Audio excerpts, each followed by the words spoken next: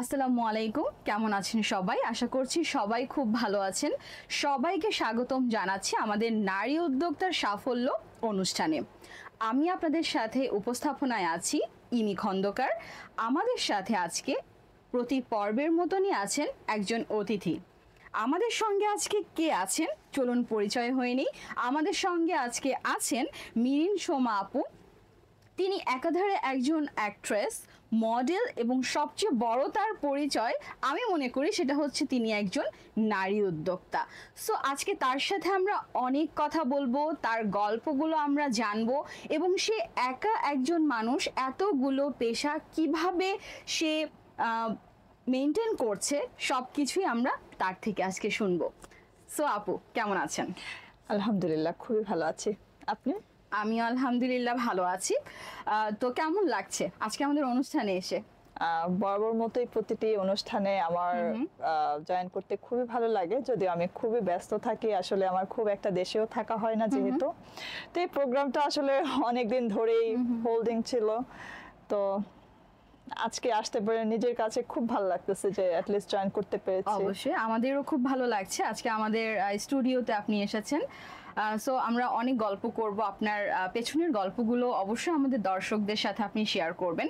তো প্রথমে আমি জানতে চাচ্ছি যে আপনি একজন মডেলিং করছেন, প্লাস অ্যাক্টিং করছেন এবং পাশাপাশি নিজের বিজনেসটাও মেনটেন করছেন। আসলে সব কিছু কীভাবে ব্যালেন্স করছেন বা এই সবগুলো পেশার ভেতরে কোনটা বেশি পছন্দের যদি আমি জানতে চাই? আচ্ছা, আমি ফার্স্ট একটু বলি।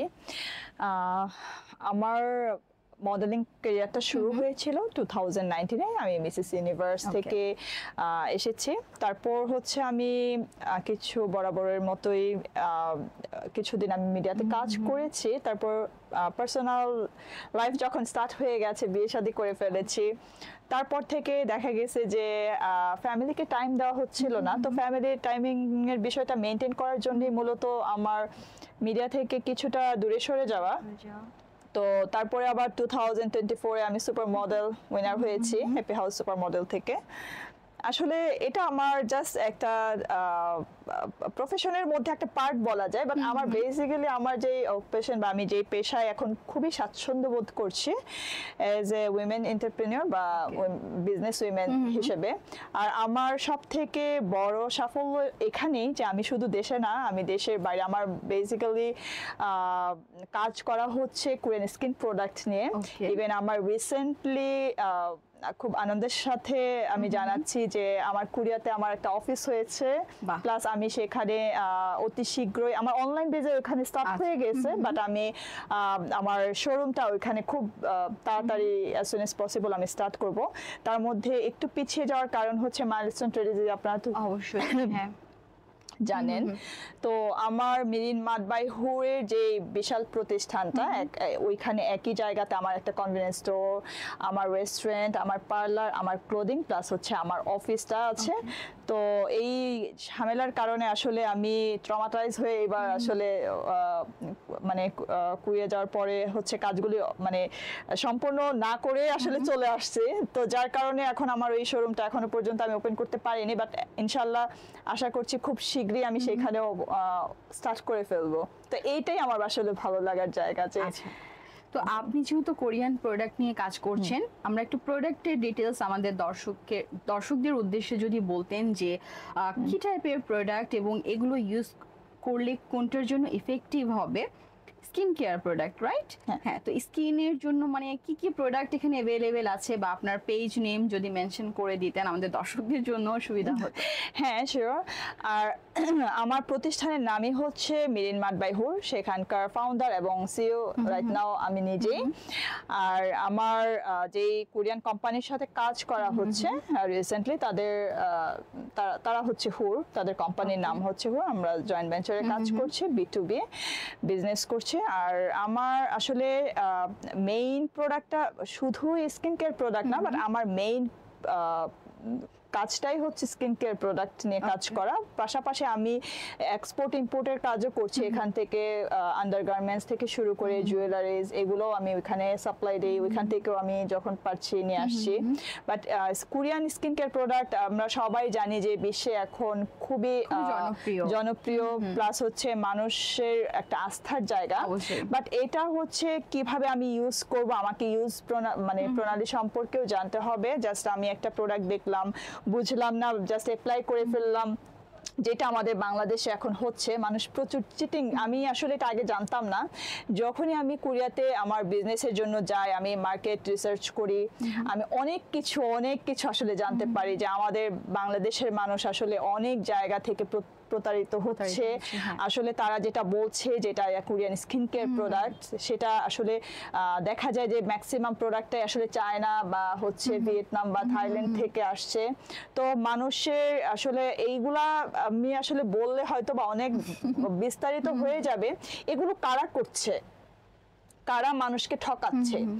এখন সত্যি কথা বলতে গেলে তো ব্র্যান্ড প্রমোটাররাই এটা করছে, বাট এটা আসলে আমি ওইভাবে বলতে চাচ্ছি না এই মুহূর্তে, এটা আমার অ্যাভয়েড আমি করতে চাচ্ছি, এটা আমার আসলে বলার দরকার নেই। বাট এটা মানুষকে বোঝানোর দায়িত্ব আমার, আমি যদি বোঝাতে পারি দেন আমি সাকসেসফুলি লঞ্চ করব। বাট প্রত্যেকটা মানুষেরই উচিত, আল্লাহ যেহেতু সবাইকে নিজস্ব একটা মেধা দিয়েছে, তো সেই মেধা যাচাই বাছাই করে তাদেরকে আসলে, সেটা স্কিন কেয়ার প্রোডাক্টই হোক না কেন বা যে কোনো জিনিসই হোক না কেন, আমরা বলবো যে চোখ বন্ধ করে কোনো কিছুকে বিশ্বাস না করে সেটাকে আসলে, এখন অনেক রেপ্লিকা বের হয়েছে বিভিন্ন প্রোডাক্টের, আমি খুবই অবাক হয়েছি যে আমার মনে হয় যে কোরিয়ান স্কিন কেয়ার প্রোডাক্ট কিছু মানুষ হয়তো বা লাগেজ ক্যারি করে, সেটা আলাদা বিষয়। বাট ম্যাক্সিমাম এখনো পর্যন্ত যদি আমরা লাইসেন্সের দিক থেকে বলি বা হচ্ছে আমরা যদি রেপুটেশনের দিক থেকে বলি, আমরা দেখি নাই এখনো পর্যন্ত। আমি মার্কেট রিসার্চ করে আমি নিজেই অবাক হয়ে গেছি, কোরিয়া থেকে সরাসরি কোনো প্রোডাক্ট আমাদের দেশে ঢুকে বা এরকম কোনো লাইসেন্স তাদের আছে এরকম কোনো কিছুই নেই। ইভেন আমি নিজেও এখানে অনেক ভোগান্তির শিকার হয়েছি, কারণ আমাদের দেশে ট্যাক্সটা অনেক বেশি হাই, যার কারণে আসলে আমাদেরকে দুইবার করে ভাবতে হয়। তো আসলে কে কিভাবে বিজনেস করছে এটা যার যার আসলে একটা পার্সোনাল ব্যাপার। তো মানে আমরা সেটা অ্যাভয়েড করে যদি আমরা এখন কথা বলি, সেটা হচ্ছে যে আমি জানতে চাচ্ছি যে আপনার যে বিজনেস পেজটা আছে, আমার বিজনেস পেজের নামও হচ্ছে মিরিন মার্ট। আমরা হচ্ছে খুবই রিসেন্টলি আরো আপডেট করব, যেহেতু আমরা হুরের সাথে রিসেন্টলি কানেক্ট হয়েছি। মিরিন মার্টে আমাদের দর্শকরা হচ্ছে কি কি প্রোডাক্ট ওখানে পাবে? সেটাই বলছি। সেখানে আমাদের মেইন আমরা যে প্রমোশনাল কাজটা এখন চালাচ্ছি সেটা হচ্ছে আমাদের ফেস মাস্ক আর স্কিন কেয়ার প্রোডাক্ট বলতে সব ধরনের স্কিন কেয়ার প্রোডাক্টই সেখানে আছে, বিভিন্ন টাইপের, আপনার ফেসের সাথে হচ্ছে ম্যাচ করে এরকম। আসলে আমার দেখা গেছে আমার ফেসটা হচ্ছে একটু ড্রাই ফেস, এখানে আমার অয়েলি ফেসের প্রোডাক্টটা ইউজ করলে হবে না। সো এটা আমার প্রোডাক্ট বুঝে নিতে হবে। তো এই জন্য আমাদের কোরিয়া থেকে স্পেশালিস্টরা আসবে, ওনারা হচ্ছে এটা দেখবে। আর নরমালি রেগুলার ইউজের জন্য আমাদের যে প্রোডাক্টগুলো আছে তার মধ্যে আমি বলবো যে face mask, face toner, sunscreen, তারপর হচ্ছে লিপস্টিক, মানে ডেইলি আমাদের সাজসজ্জায় যে প্রোডাক্টগুলো আমরা ইউজ করি। আর এখানে আমাদের বিশেষ করে ফেস মাস্কটা আমরা খুবই গুরুত্ব দিয়ে বলছি, কারণ এটা খুবই খুবই খুবই জনপ্রিয় অন্যান্য সব দেশের মতোই। ইভেন এটা বাংলাদেশ এখনো আসেনি। আমি নিজেও দেখেছি যে আউটলেটে আমি যখন ঢুকেছি আমি দেখেছি যে সেইগুলো ম্যাক্সিমাম প্রোডাক্টই চায়না প্রোডাক্ট, বাট আমার মিরিন মার্ট বাই হুরে আমাদের একদম 100% অথেন্টিক প্রোডাক্ট এবং সেটার গ্যারান্টি আমি নিজে। বাহ, তাহলে দর্শকদের উদ্দেশ্যে আমি বলবো অবশ্যই আপুর পেজটা ভিজিট করবেন, মিরিন সোমা, রাইট? আমার পেজের নাম হচ্ছে মিরিন মার্ট বাই হুর। মিরিন মার্ট বাই হুরে গেলে আপনারা হচ্ছে কোরিয়ান স্কিন কেয়ারের কিছু অথেন্টিক প্রোডাক্ট পেয়ে যাবেন। আমি আশা করব আমাদের যারা দর্শক আমাদেরকে দেখছেন বা শুনছেন তারা অবশ্যই হচ্ছে পেজটা ভিজিট করবেন এবং হচ্ছে আপনাদের স্কিন কেয়ারের প্রোডাক্টগুলোও কিন্তু নিয়ে নিতে পারেন। ওকে, তো এখন আমি আরো জানতে চাচ্ছি আপু যে আসলে এই জার্নিটা স্টার্ট হয়েছে ঠিক কবে থেকে মনে হলো যে না আমি একজন বিজনেস ওমেন হব এবং স্কিন কেয়ার প্রোডাক্ট নিয়ে কাজ করব?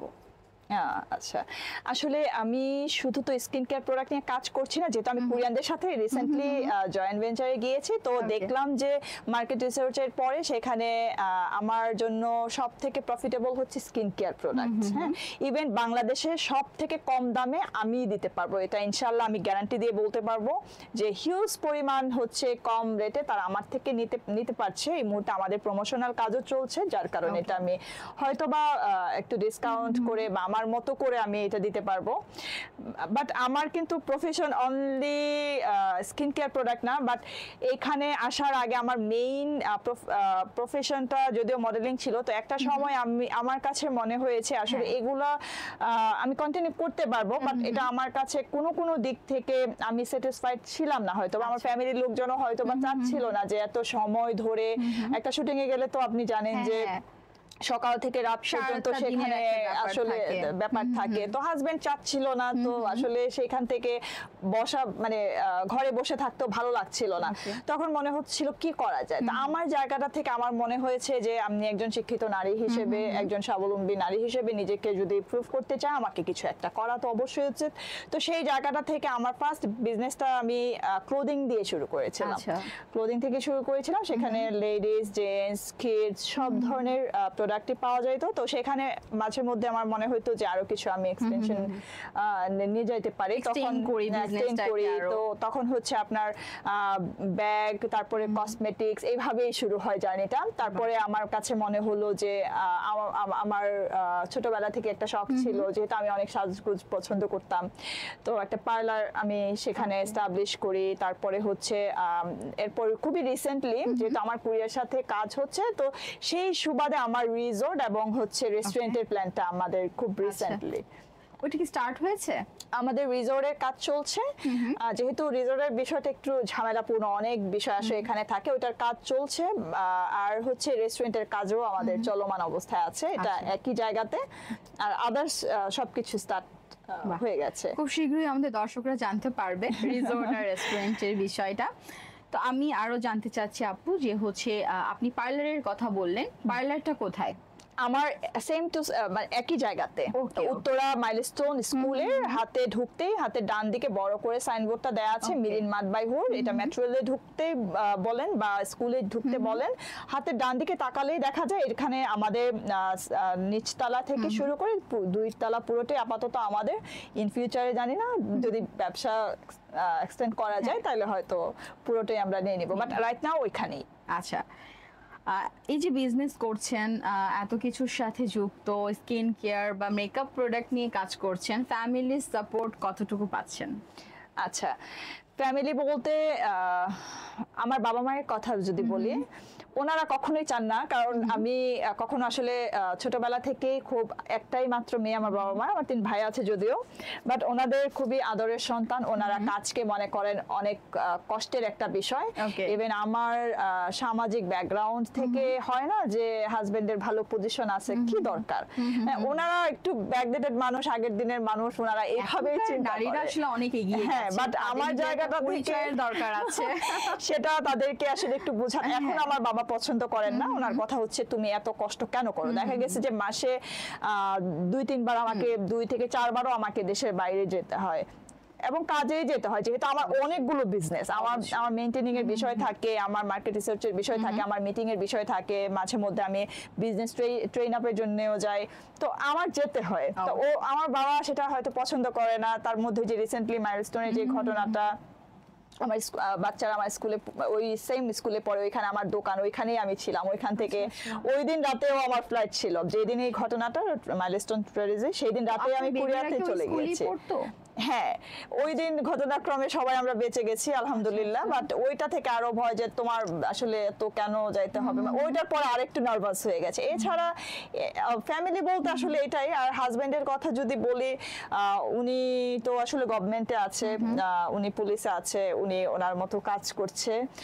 উনি মানে আমাদের সমাজে অনেক হাজবেন্ডরা আছে, তারা চায় যে বউরা ঘরে থাকুক, ঘরের কাজ করুক, বাচ্চা কাচ্চা নিয়ে ব্যস্ত থাকুক, বাট বাট তার জায়গাটা থেকে তার কথা হচ্ছে সে একজন সুশিক্ষিত মানুষ, এডুকেটেড পারসন, সে এগুলো বুঝে যে এখনকার নারীদের আসলে ঘরে রাখার কিছু নাই, তোমার যদি ভালো লাগে, যতটুকু ভালো লাগে তুমি করো। ইভেন আমার দিক থেকে আমার যত ধরনের সাপোর্ট আছে উনি সবকিছুই দিচ্ছে ওনার সামর্থ্য অনুযায়ী। আমাদের প্রফেশন দুইজনের দুই রকম, উনি গভর্নমেন্ট সেক্টরে কাজ করছে, আমি বিজনেস সেক্টরে কাজ করছি।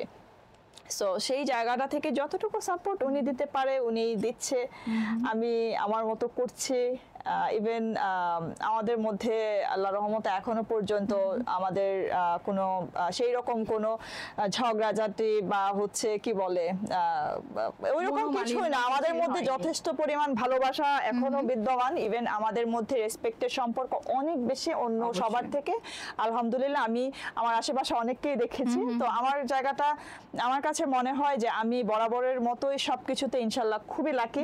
মানুষের লাক সাপোর্ট থাকতে হয়, তো আমার মনে হয় যে আমার সবকিছুর থেকে আমার লাক সাপোর্টটা আমার জন্য বেশি, তো ওই জায়গাটা থেকে আমি আসলে ভীষণ লাকি।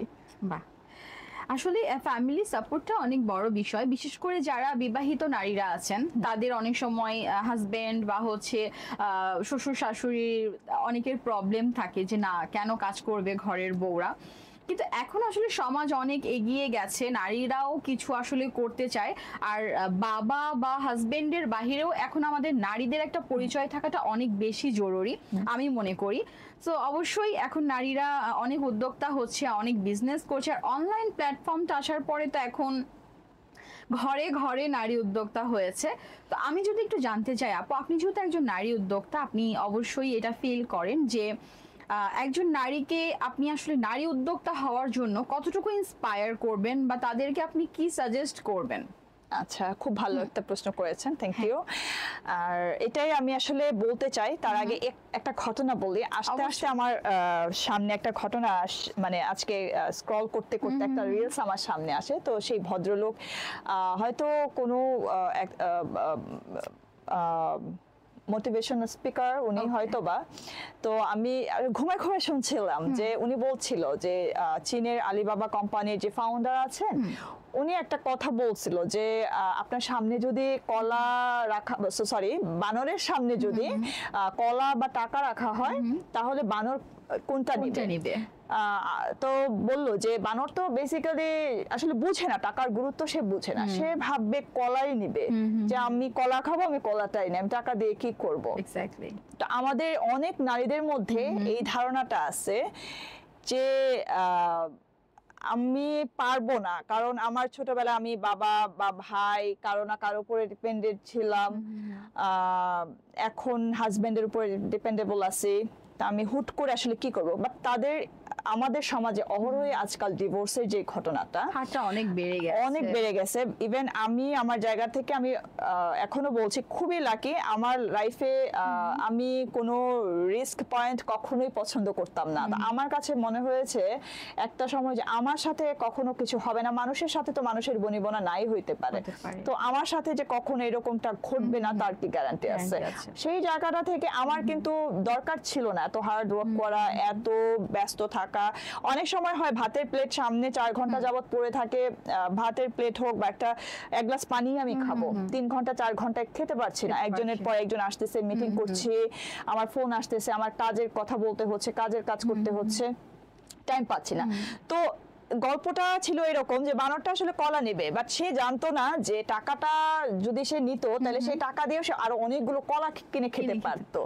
হ্যাঁ, তো ঠিক সেম অনেক মানুষ আসলে বুঝে না। মানুষ বলতে আমি এখন নারী উদ্যোক্তাদের নিয়ে বলবো, অনেক নারীরা আসলে বুঝে না যে না তারা যদি আসলে সমাজে কিছু একটা করে তাদের আসলে কারো বোঝা হয়ে থাকতে হবে না। অবশ্যই হ্যাঁ, তারা নিজের পায়ে দাঁড়ালে তাদেরকে আর পিছনে ফিরে তাকানোর চেষ্টা করতে হবে, মানে তাকানোর দরকার পড়বে না। অনেক নারীরা আছে আমাদের সমাজে, আমি অনেক নারীকে চিনি, তারা কিছু করছে না, তারা কিছু করতে চায় বাট তারা মানে জানে না কিভাবে সেটা করতে হবে, তারা ডিপ্রেশনে আছে, শুরুটা করবে কিভাবে, তারা ডিপ্রেশনে আছে। ইভেন আমি অনেককে, সব থেকে মজার ব্যাপারটা হচ্ছে আমি অনেককে চিনি না আসলে। ফেসবুক আমি খুব একটা যে মানে ফলো করে ইউজ করি তা না।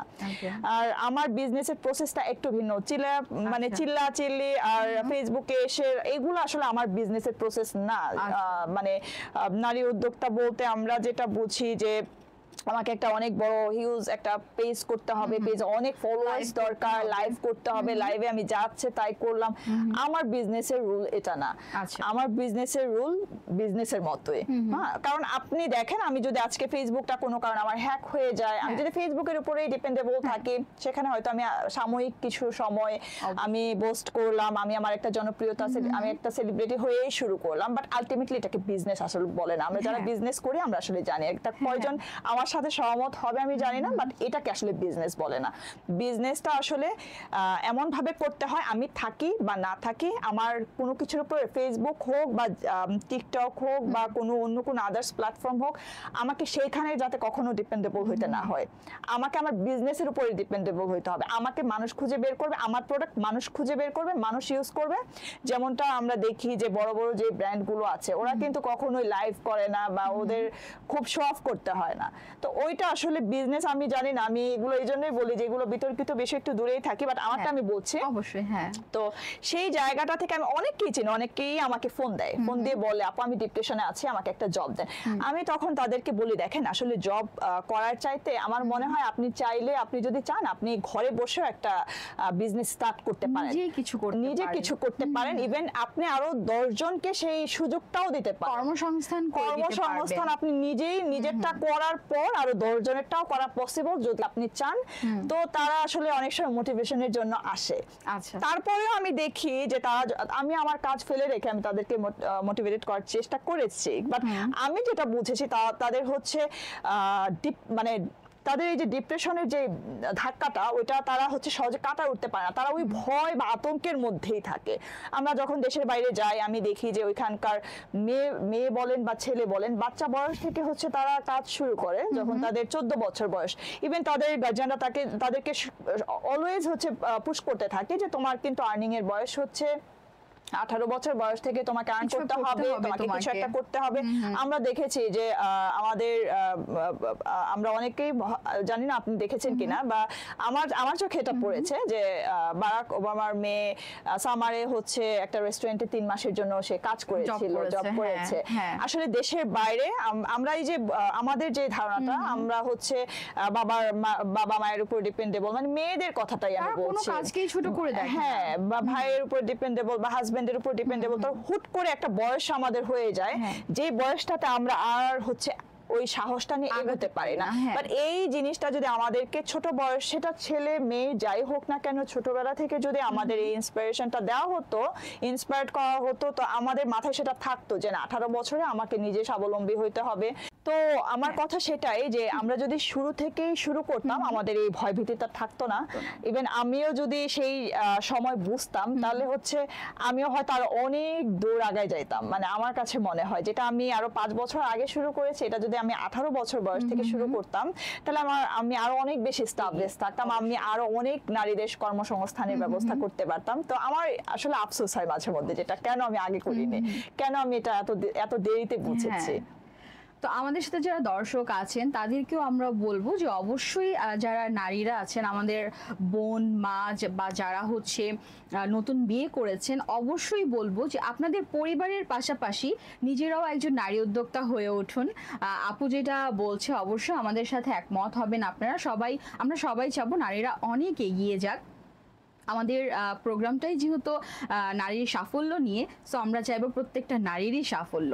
তো আপু আমি অনুষ্ঠানের আমরা শেষ পর্যায়ের দিকে চলে এসেছি, জাস্ট আরেকটু জানবো যে আপনার প্রোডাক্টগুলো আমাদের দর্শকরা যদি জানতে চায় কোথায় পাবে, এটা ছোট করে একটু শুনি। হ্যাঁ, আমাদের শোরুমটা তো আমি বলেছি উত্তরা দিয়াবাড়ি মাইলস্টোন স্কুলের একদম হাতে ঢুকতেই হাতের ডান দিকে। প্লাস আমাদের পেজ রয়েছে মেরিন মার্ট বাই, আপাতত মেরিন মার্ট, আমরা প্রোগ্রেস করতে পারিনি যেহেতু ঝামেলায় ছিলাম। তো খুবই রিসেন্টলি আমরা আরো একটা পেজ আপ করব, সেটার আপডেট আমরা দিয়ে দিব মেরিন মার্ট বাই হুরের। বাট আপাতত আপনারা হচ্ছে মেরিন মার্ট দিয়ে ফেসবুকে সার্চ করলে আমাদের পেজটা পেয়ে যাবেন। পেজে অর্ডার করলে প্রোডাক্টগুলো তারা পাবে, এই তো?